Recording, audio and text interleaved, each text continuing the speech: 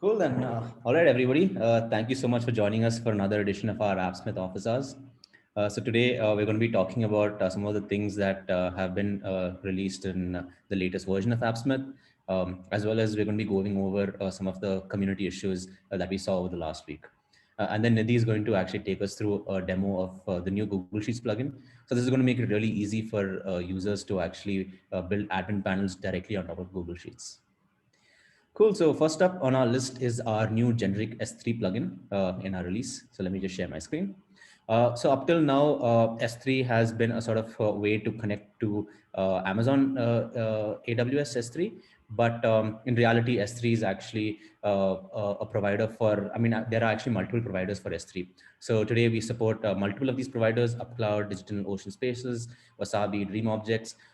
As well as if you have another provider that supports the S3 format, you can go ahead and specify them. On selecting one of these providers, the only change you need to make is to add an endpoint URL over here. So specifying an endpoint URL will directly upload all of your files to this endpoint, as well as allow you to fetch files from this endpoint. So that's a bit about the new S3 plugin that we have.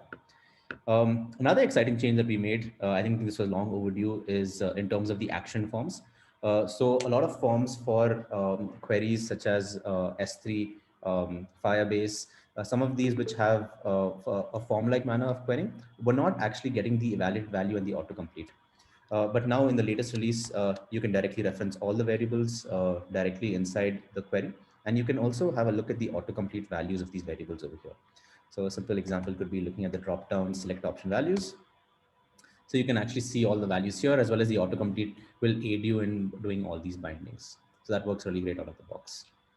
And along with this, we also got a lot of requests to improve the file picker because updating the base64 version was sort of not very intuitive.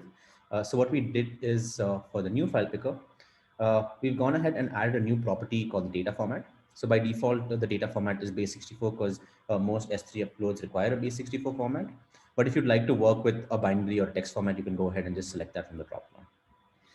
And let's say going ahead and selecting the a file, let's say over here.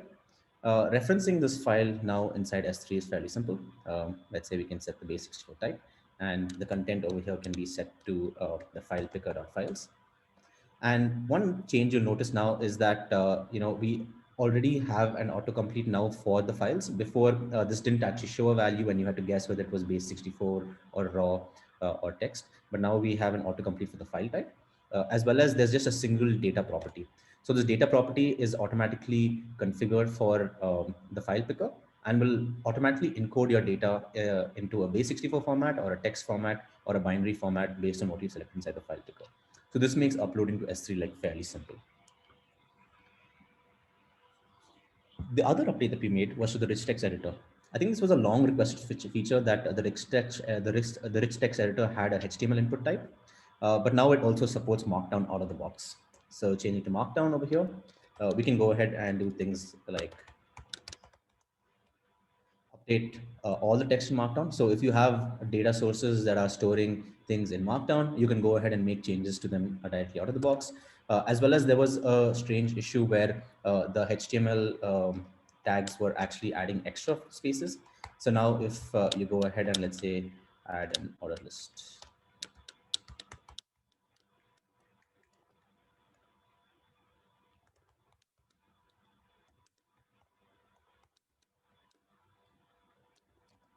Yeah, so multiple lists no longer have spaces between them. So that issue also got fixed this week.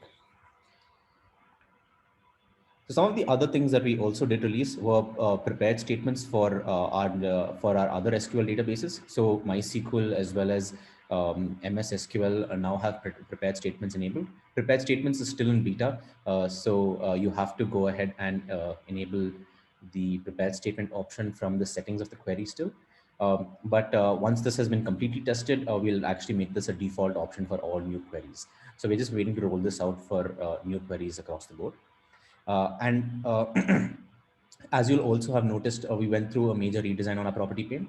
So some notable changes are the new light mode for the property pane that actually makes the properties a lot more readable. And we are also proud that we've sort of made the JS button a little bit more discoverable in this version. As well as for charts, we've now gone ahead and actually categorized the chart data into a single property option, as well as the axis in a separate property action option. So this makes it really easy for people to segregate all the different chart properties. And we'll also make this change for the table as well in the future, where all the table pagination settings will come under one property, and some of the other table data properties will come under a separate property section. So these are some of the changes that we recently made to the property pane. And last but not least, we made a bunch of fixes to the cyclic dependency errors that we were seeing across the board. This is something that was causing issues for multiple users, but hopefully in this release, this should be drastically reduced. We still think we are seeing issues on certain widgets like the text widget and the map widget, but I think all issues in the table widget have actually been resolved. So this is a roundup of all the features that we've gone ahead and released in the last 1 week. Cool. With us today, we have Hetu and Nidhi from our community support team this week. Hetu, I'd like to know what are some of the issues that you've been seeing from the community. What are the things that users are still complaining about? What are the things we really need to fix for them? Hey guys, I guess one of the major things which came in last week and a week before that was around downloading, because after we introduced the S3 plugin and a lot of people started doing a lot of uploads and downloads, and they was having issues around what data type to use and what to do. Like for different kinds of data, should we use a base64 or a binary or things like that? But I think the new file picker property with selections of data type, which should make things much easier for them. Yeah, but I think like another challenge over here with the data was that because S3 was returning base64 data, and I think download function kind of expects you to have it URI encoded, so it was not appending the data colon the MIME type before the base64 data, and that was leading to a lot of errors while invoking the download function. So that's something we need to kind of do a little bit more intelligently. Either kind of append the MIME type and the data to the base64 when we are downloading, or figure out a better API signature for the download function to just make it a little bit more seamless over there. Yes, absolutely. Uh, Another thing which people have been asking for since a long time was version control. Any thoughts about that, Nikhil? Yeah, I think version control has quickly become our most requested feature. I think it's something that we definitely want to do. We're just currently figuring out how do we sort of do it in a really nice way that because this is also going to be part of our enterprise edition in the future. So we're thinking about how can we sort of still introduce a version of it in our community edition. Some thoughts around that involve just in creating a simple version control that will allow us to roll back to previous versions on every single deploy. And that need not be part of like, let's say a Git sync, but probably like in our enterprise version, we could go ahead and actually serialize applications to GitHub and have a more advanced sort of version control setting over there. But yeah, this is, I think, one of our most requested features and something that, we are thinking very dearly about.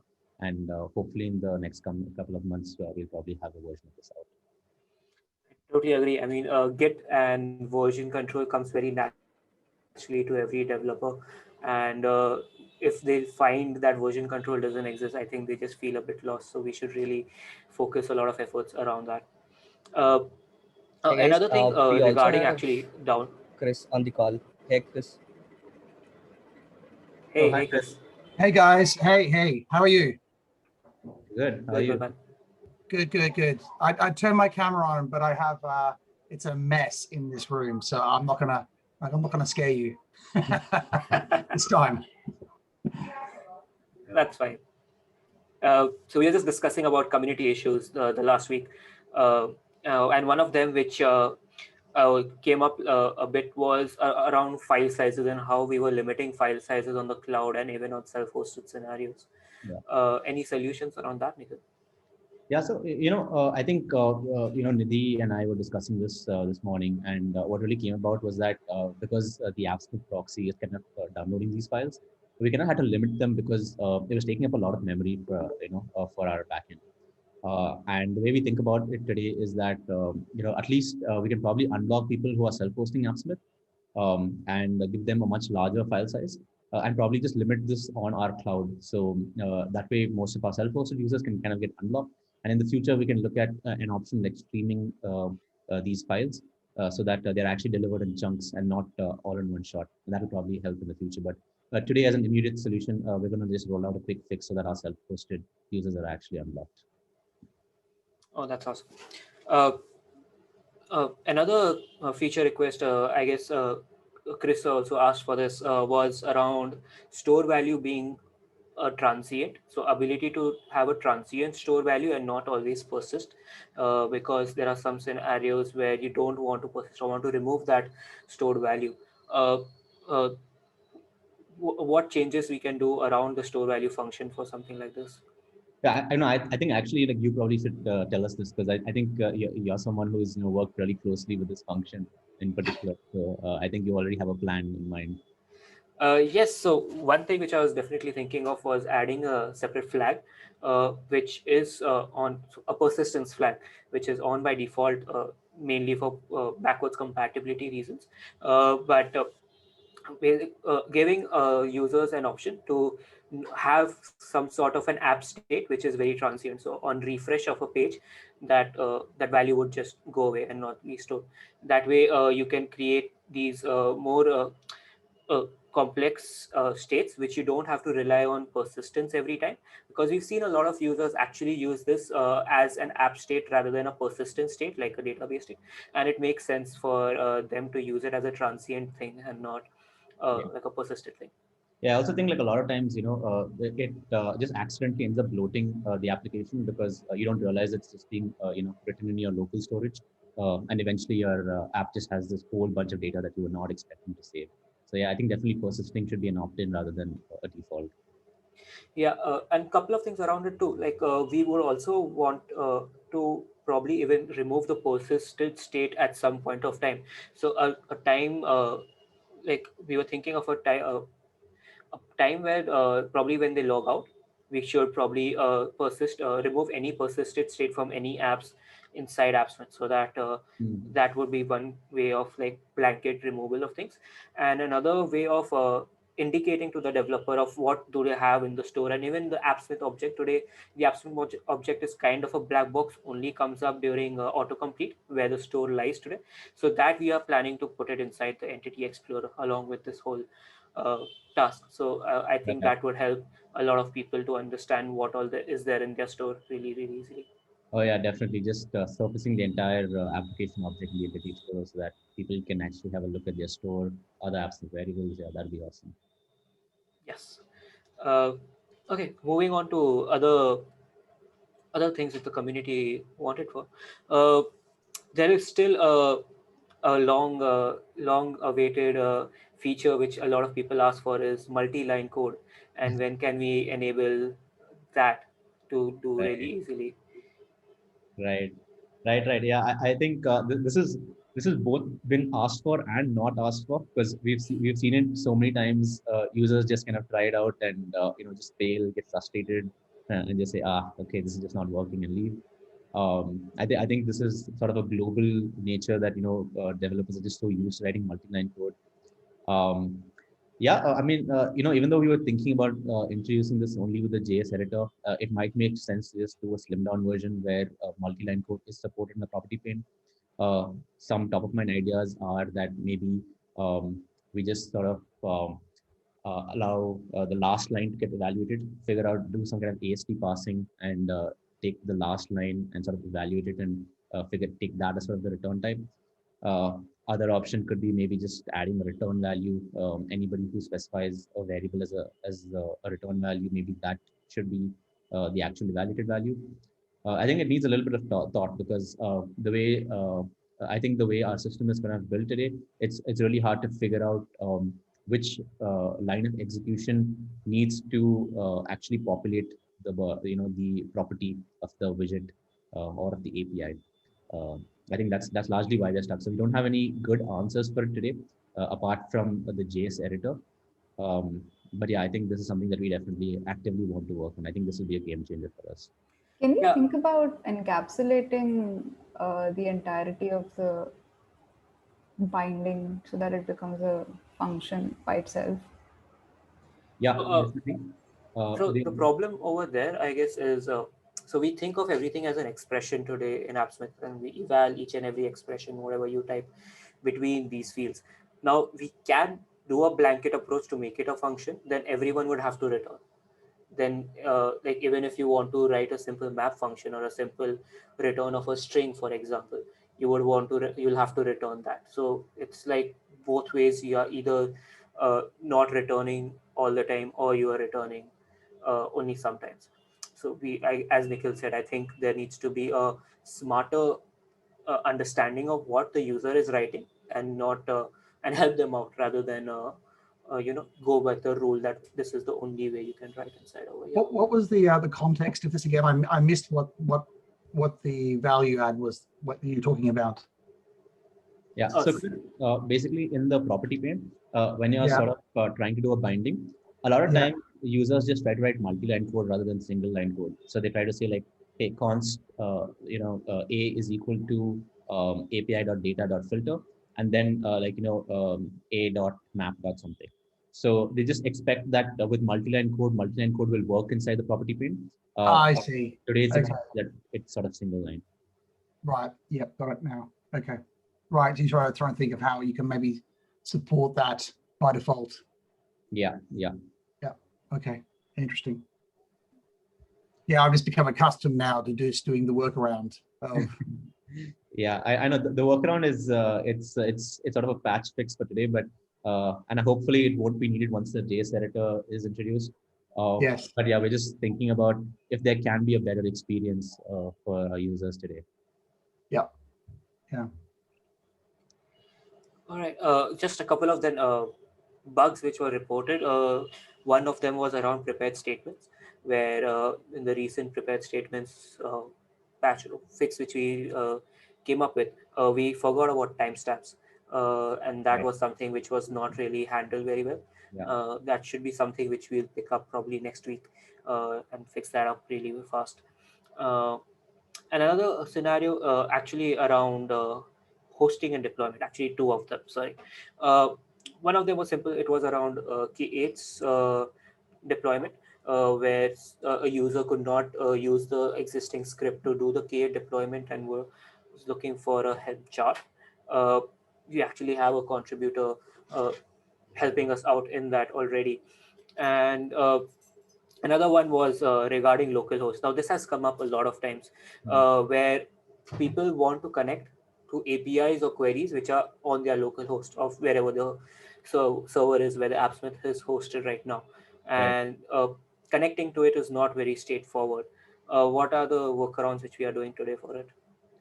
Yeah, honestly, I think the recommended method today is to just expose your API using ngrok, especially if you're using a cloud version. There's really no other option because a cloud can't really hit your local over the internet unless it's exposed via public IP. But if you are running Appsmith via Docker locally, then you can actually just run a simple command. I think that's posted on our GitHub discussions today. That will allow you to directly talk to your local host. So these are largely the two options that we have today. Yeah, if you're running it locally, you should be able to hit your local APIs. But if you're using our cloud version, ngrok is probably the best way to go. What are the challenges of actually exposing out localhost? Maybe Shri or Nidhi can talk more about that. Why localhost cannot work out today? Yeah, Shri and Nidhi, anyone want to take this? So for self-hosted instances, this is less of a challenge because it's something that the instance controls by itself. You can expose the Docker ports as you may want, but for the cloud version, it, as Nikhil said, it becomes a security risk to have open ports that are available publicly, right? Got it. It's a little subtle than that. When the API requests are today executed by the server, so when you say localhost, the server execute that request to localhost, and localhost to the server means the server's environment itself. So when you're self-hosted, if the self-hosted instance is running on your laptop, then yeah, localhost will work pretty fine. But if your self-hosted instance is on an EC2 remotely, then localhost would be that EC2 server. So if you have another service running on that EC2, then by all means you can run localhost and hit that service itself. Got it. Um, Okay, so the confusion today is that because Appsmith is like a browser tool, Yes. users probably feel that the local host is pointing to your actual local host on the browser, but in fact it's pointing to the local host of the EC2 instance on which we are hosted. Correct. Got it. It's when the UI looks very familiar to Postman, you get the expectation that the request is run from inside the browser. So localhost is right here. Why is it not able to reach? Got it. Yeah, that's an interesting observation. Yeah, I think that makes sense. That's something that we need to communicate and sort of just work around today. Awesome. That was it for with the community this week. I guess Nidhi can take away with the Sorry, Google Sheets. before we get into the Okay. plugin, Chris, did you have any specific questions? Anything that we can answer for you today? Oh, I'm sure I had. Unfortunately, I was pretty stacked. I went and got my COVID vaccination just before this call. So I literally raced back from that vaccination to here. So I was hoping to have more time to prepare. Alas, I didn't. So, but I think, Hetu, I think you covered a lot of the things that I was curious about. And really that issue that I raised about clearing the stored, the local storage, I didn't need that in the end. So I thought I needed that, and then I didn't. So I kind of solved, my solution, and I'm really liking my solution. And Nicola, I wasn't quite sure that maybe you fully understand. I was just wondering whether I could just share what I've done. I don't know whether it's interesting. Just I'm going to show you this. I'd love to hear that. Yeah. I'm going to show you this too. This is what everyone's seen. I'm sure I've shared enough screenshots of my app now that it's probably quite dull. But what happens now?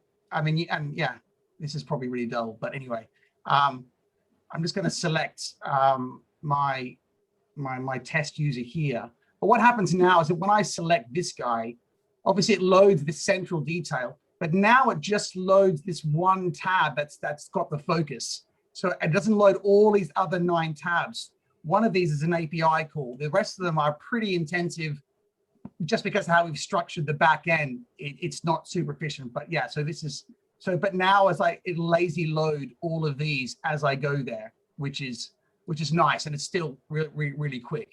Wow. But obviously, yeah, it's just less load for Appsmith, but yeah, so that's good. And that's all coming. I'm really interested of how you pull this off, man. Would you like to? Yeah, it took me a while, but it's really cool. I mean, it's really simple. I mean, it's not rocket science. But yeah, no. So this is all working really, really well. And then of course, if I change a user here, it will automatically update just this open tab again. And then as I go back through these tabs, it knows that it's changed. So I have to reload that one again. So there's a little bit of a refresh. And it's kind of interesting because the screen goes gray, obviously because it's rerunning the query, but then it shows the old data for a split second before it shows the new data. And I was just sort of wondering whether that could be kind of like, you can see here gray, and then it's the old data, then the new one. But I mean, it's a small issue. Well, that's worked out really well. And is it like a nice optimization that, I've reduced, I'm not running 1, 2, 3, 4, 5, 6, 7, 8, 9 queries all at once, so I feel that I've reduced my carbon footprint, and I feel good about myself. So yeah, that's great. Okay, that's awesome. Chris, you should blog this. Yeah, sure. Yeah. So so it's really, it's cool. It's working really, really well. And here I was, I thought I needed more. I thought I need more local storage control, but in the end I didn't. So, because I found that, look, when I change my user, I can, that's my trigger for clearing the local storage. That I have my own internal, way. I don't need on a page refresh or anything. So yeah, so that worked out really well. So all good. But thank you. Nice. Thanks for all the support. But I'm happy to show you. Well, actually, it's all in that gist. I updated the code in the gist to have all of the the two places where I so It's so cool that we now have gists for like code snippets and Appsmith. Like this could really be a thing. Like how do I transform the data for a chart widget? and can I just tell you, I'm gonna tell you one thing, because this is a landmark for Appsmith. That was my first ever gist. So my first ever gist has been an Appsmith gist. That's You know what I mean? So like so many milestones are being broken here. So many new achievements are being made on the. So yeah. Anyway, no, that's good. So yeah, all good on that front. And I'm just waiting now. I guess I heard a rumor that there's going to be a release on Monday, because I'm waiting for this. Like, if I change this, the unselected row will become unselected, which is still selected. Now, that I will see it on Monday, will I? Yes, that part is already in our release code base, and you should see it on Monday once it's Great. there. Oh, on app.appsmith? On the cloud version. Yeah, on the cloud version. Let me check this again. I think this should have been there. I'll get back to you about this. Great. Cool. All right. That's my share for the week. Awesome. Oh, I actually just forgot two small release features that I really wanted to show off. So one is finally we have Forkable applications. Like my meeting scheduler is also Forkable. So if anybody doesn't want to pay for Calendly, they can just fork this app today. Hitting fork app will just ask you to sign up with a new app. I think I have a test application. So what's this? Is this sharing apps? Or yeah, exactly. You can basically we're going to be making a bunch of applications forkable. So we'll make a lot of example applications that users can actually fork on their end and try it out. Right. So you can share individual. You don't have to invite them to your organization or anything. So this is not just like sort of what do you say? Inviting somebody to your app. You're actually giving them the ability to clone your app. Oh. Yeah. So if you want my app, for example, you can actually just take it and go ahead. Right. Like you can copy this app into your organization. Yep.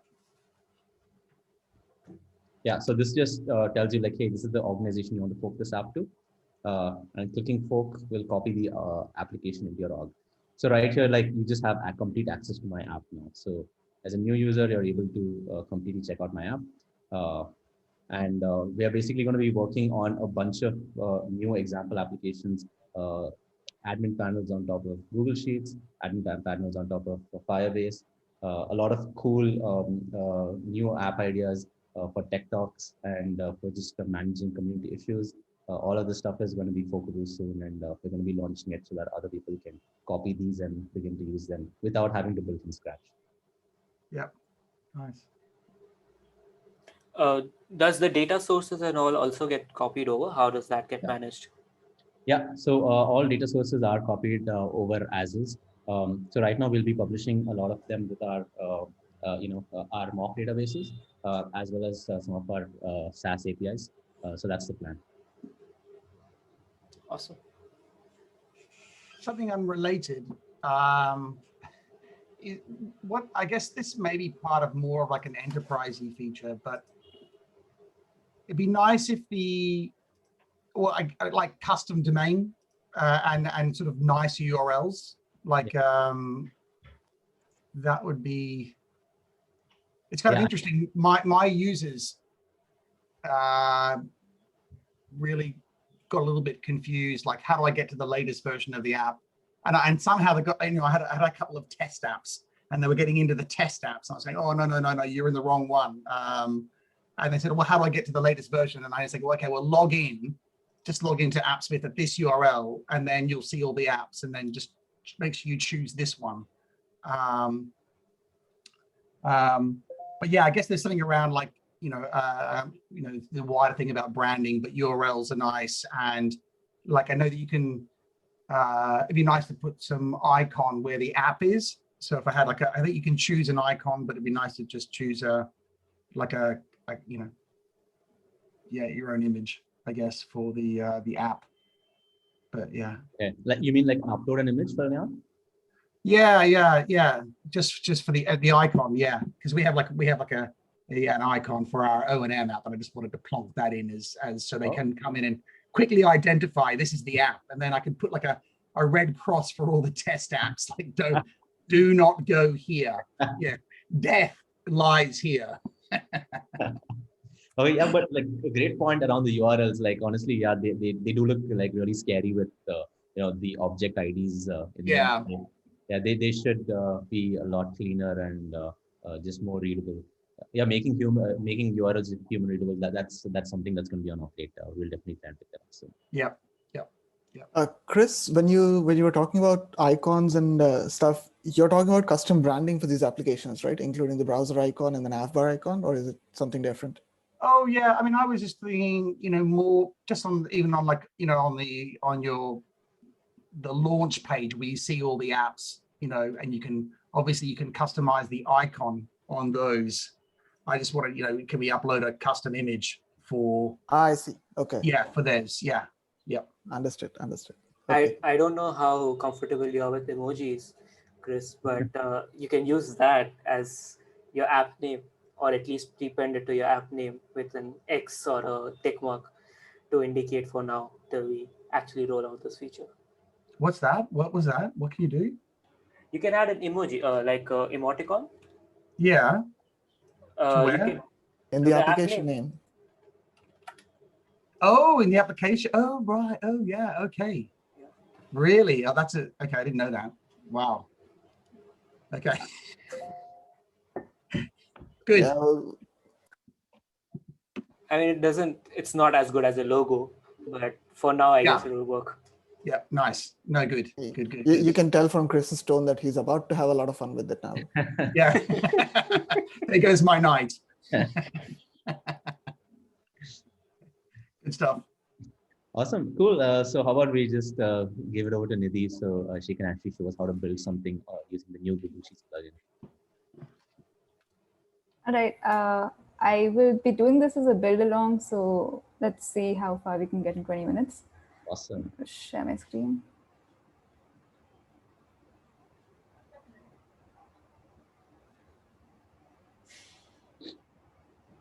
Hold on. Can you see my screen? Oh.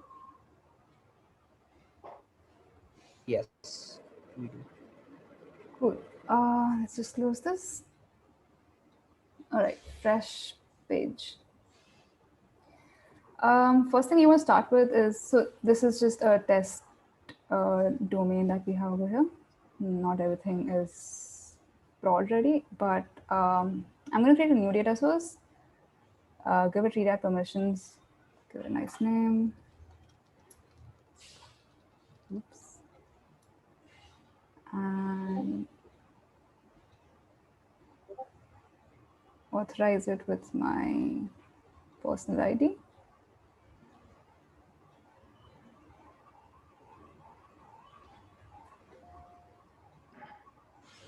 And that's about it. So this data source is now ready for use. I have my test sheet open over here, which I will be using to do my CRUD activities on. For getting my first set of data, I just need the range that I want to work with. So right now, I'm just going to be working with, let's say, 30 of these rows. So that was my mock sheet. I get to start from A1 to F30. And running that should get me my data. There we go. Okay, let's get this into a table.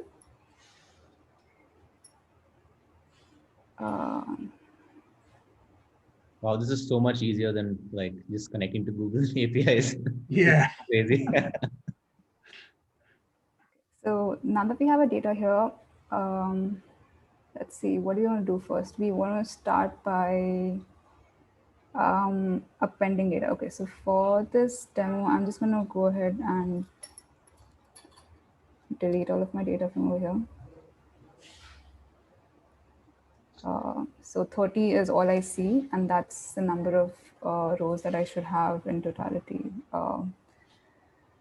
Now, let's add a function to delete data. That has to be another API call. So this was my get.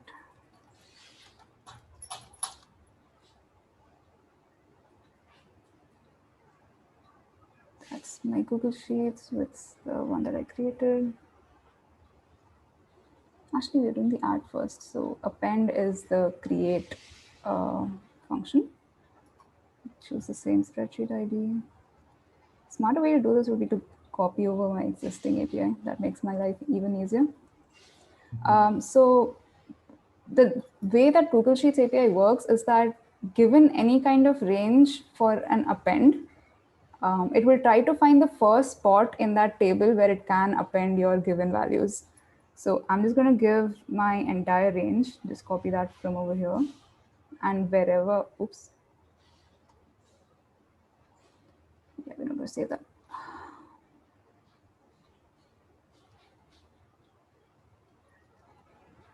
And wherever the API finds a spot to fill my data in, it will. And because we have set up the data that the way it is, it will just go to the end.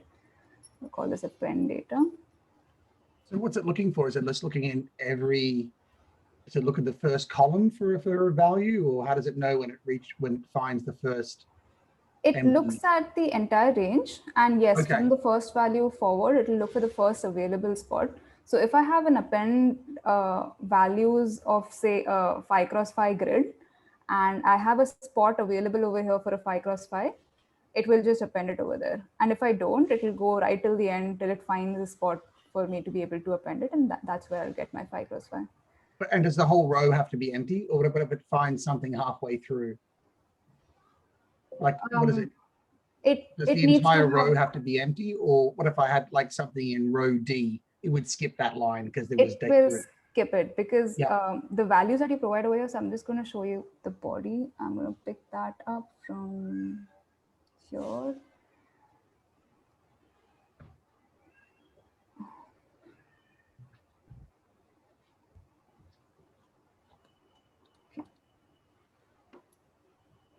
So for this range, I want to be inserting values. I'm just going to insert one for now. And this is going to have to be a little bit smart because the format that Google Sheets uses for its APIs is different from the way that we do our tables today. So I think we were at table 1. If you look at it needs to be in bindings. Oh, I'm so sorry, I completely forgot that.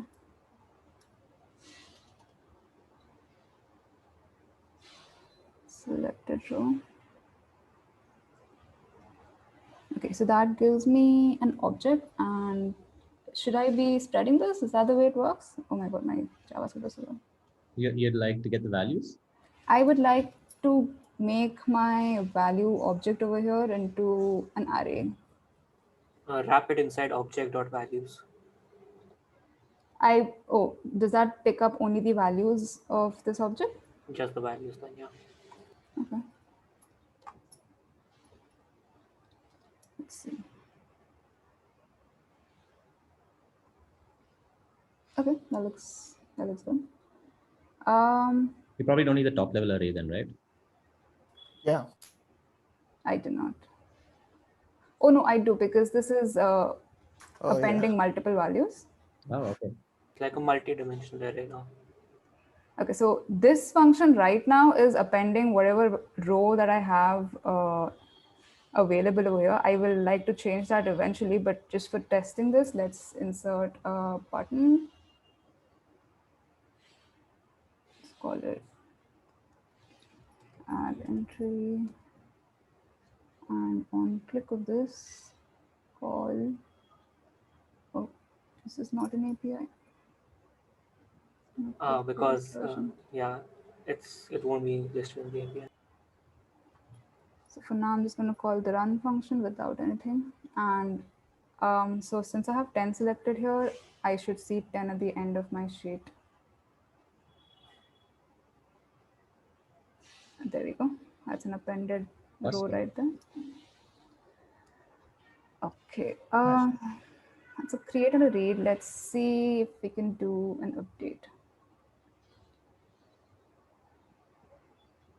Okay, this time I'm going to copy this over.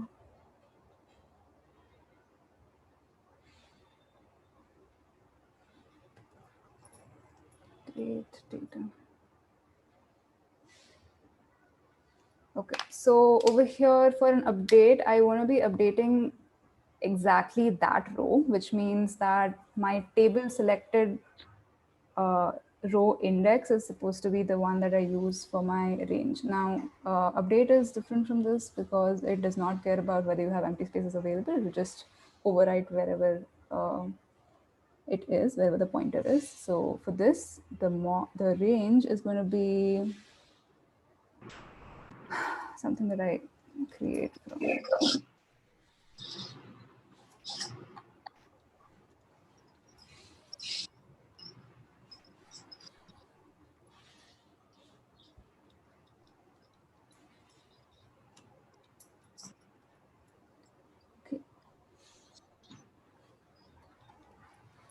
Not sure if I've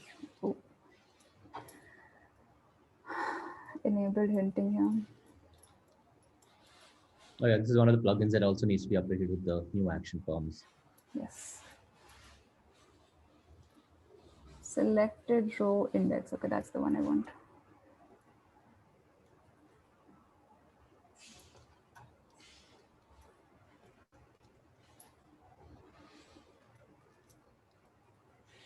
Cool.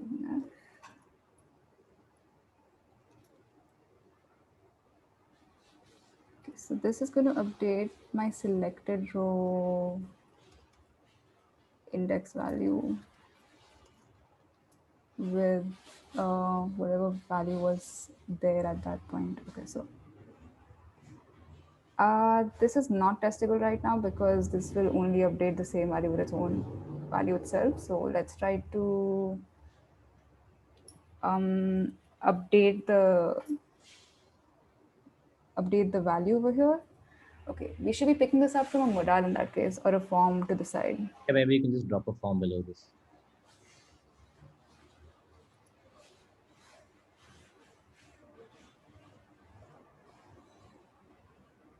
One, two, three, four, five, six fields. Maybe you can just update like 1 or 2 fields. All right. Let's pick first name and last name in that case.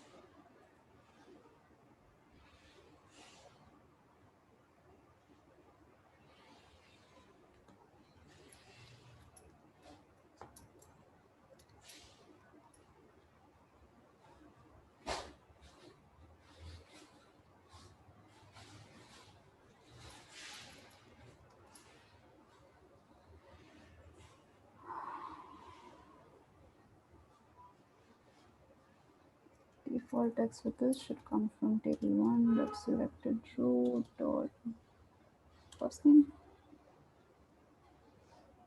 This should be table 1 dot selected row dot last name.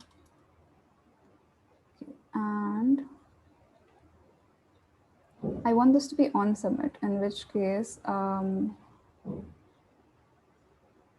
I will change my inputs to be coming from over here. Okay. This is a little hacky because I haven't done the entire form, but let's look at update. And table 1 dot selected row, I'm going to modify the object that we had over here. And guys, I need a little help with that. But for just selecting. Yeah, you can spread it and update. Okay. Comma? Yeah, comma. Okay, what was it called?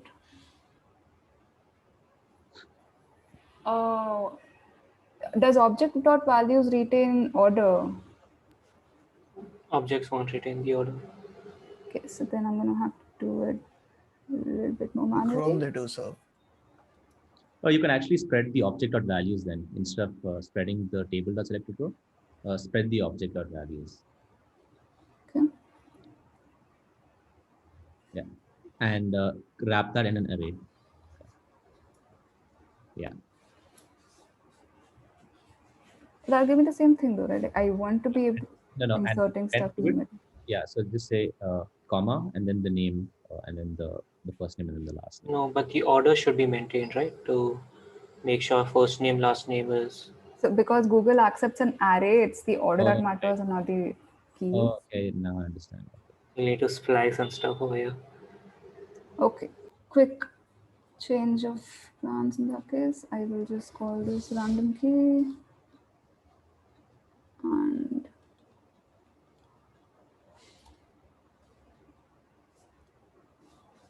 does it understand this? Well, why don't you just not even use the selected row, just directly use just the first name and last name in the form. Oh, for the ones that I have to retain, I do. Okay, you're saying that I should just not. Okay. That's all right. Like eventually the form will be built and those values will be there. But for today, it's okay.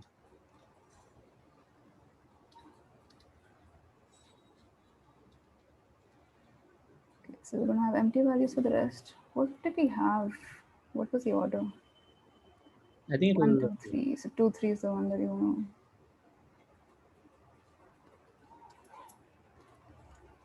Put 1 dot text and 3 is input 2 dot text.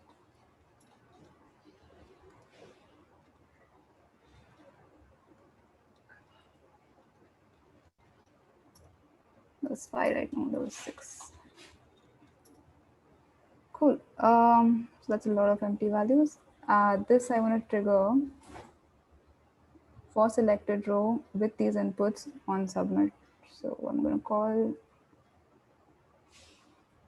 update data on click of submit. Dot run. This should submit at updated. Okay, let's see. This is row number 10, and that's submit. Did I click it? Please check its configuration. What happened to brother? Oops, I need to use the same thing. Just be updated.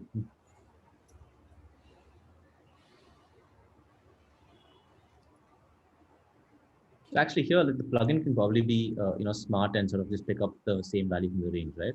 That's true. That could be an enhancement. Okay, I'm just gonna do the run from over there. This thing needs to be in quotes. Is that okay now? You can actually just try running it from here on. Yep. Yes. Oh, awesome. Yeah. Let's have a look at our sheet. That would be row number 10. Oh, yeah, it did. Okay, so it was A9. Oh, okay. I didn't do the offset for the headers. So Oh, for the header, okay. All right, cool. What next? We want to be deleting a row. Let's see. Let's copy this.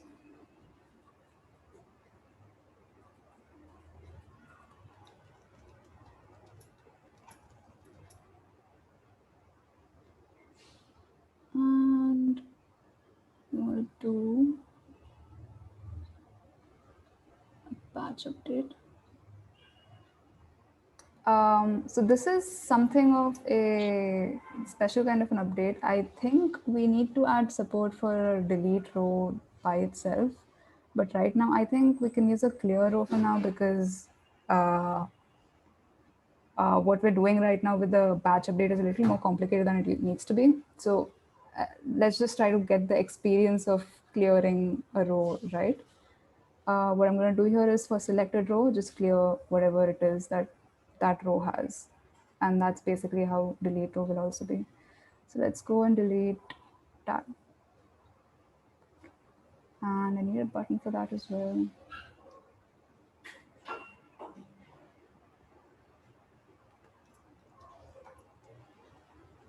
So let's clear basically.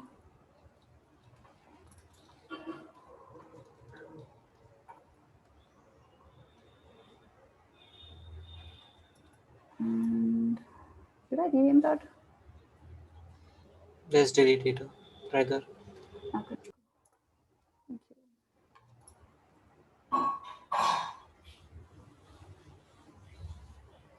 I should have deleted that from ID 5. Yeah, and that's what happened. So yeah, the clear range is what I'm gonna, the delete row is something that we're gonna have to make an enhancement on, because I tried that earlier and it is a pain to actually have to give an update command that says, go ahead and Right. delete that row. Yeah. Cool, there we have a CRUD application that does addition. Oh, I can actually use an add entry with the same form extended, and adding would be similar to updates in that sense. Yeah. Cool. So I think that's about it though for today.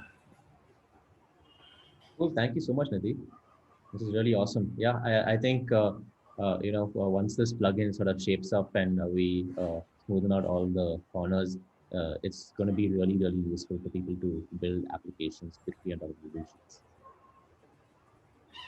Yep. It's also one of the most requested plugins in that a lot of people use it for the data source, even with the REST API today. Yeah, yeah. We've been showing them the really, really difficult way of doing things. But yeah, I think with this, it's going to be super easy. Awesome. Cool. So we'll also be having guides on doing this CRUD operations with Google plugins soon. So yeah. Yeah, I think that's going to really help us. Rather help new users get started as well. So yeah, just looking forward to all the guys we're going to be writing soon. Great. Chris, do you have any questions for us before we wrap up this session of the office hours, or any feedback you'd like to share? No, I'm good. Thank you. All right, great. Well, thank you so much, everybody, for joining us for another awesome session of our Appsmith office hours. Look forward to seeing you all again next week. Likewise. Thanks, guys. Thank you. Bye-bye. Thank you, everyone. Goodbye. Thanks, guys.